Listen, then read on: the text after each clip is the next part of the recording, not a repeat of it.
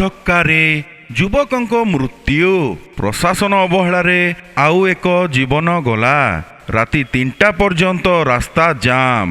ବଲାଙ୍ଗୀର ଜିଲ୍ଲା କଣ୍ଟାବାଞ୍ଜି ଅଞ୍ଚଳ ତୁରେକେଲା ବ୍ଲକ ଅନ୍ତର୍ଗତ ଲର୍କି ଗାଁରେ ପୁଣି ଥରେ ଘଟିଛି ଦୁଃଖଦ ଅଘଟଣ। ଟ୍ରକ୍ ଧକ୍କାରେ ଯୁବକ ରାଜେଶ ମେହେରଙ୍କ ମୃତ୍ୟୁ ଘଟିଛି। ମୃତକଙ୍କ ବାପା ପରମାନନ୍ଦ ମେହେର ବୋଲି ଜଣାପଡ଼ିଛି। ସ୍ଥାନୀୟ ଲୋକଙ୍କ କହିବା ଅନୁସାରେ ଲର୍କି ଗାଁରେ ବୁଲାଣି ପାଖରେ ବାରମ୍ବାର ଦୁର୍ଘଟଣା ଘଟୁଥିଲେ ମଧ୍ୟ ପ୍ରଶାସନ ନୀରବ ଦର୍ଶକ ସାଜିଛି। ବର୍ଷରୁ ବର୍ଷ ଧରି ଏହି ସ୍ଥାନରେ ଜୀବନ ଯାଉଥିଲେ ମଧ୍ୟ ସୁରକ୍ଷା ବ୍ୟବସ୍ଥା କିମ୍ବା ଗତି ନିୟନ୍ତ୍ରଣ ପାଇଁ କୌଣସି ପଦକ୍ଷେପ ନ ନିଆଯିବାକୁ ନେଇ ଲୋକେ ଭାରି ଅସନ୍ତୋଷ ପ୍ରକାଶ କରିଛନ୍ତି।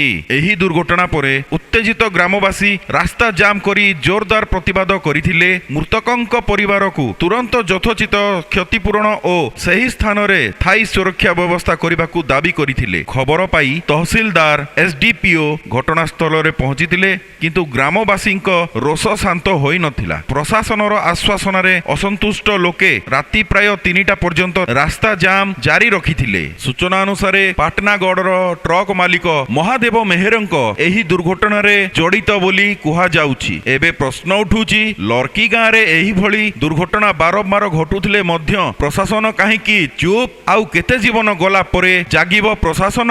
ସୋମନାଥ ଭୋଇଙ୍କ ରିପୋର୍ଟ, ଲୋକର ଖୁଲାସା ନ୍ୟୁଜ 24/7।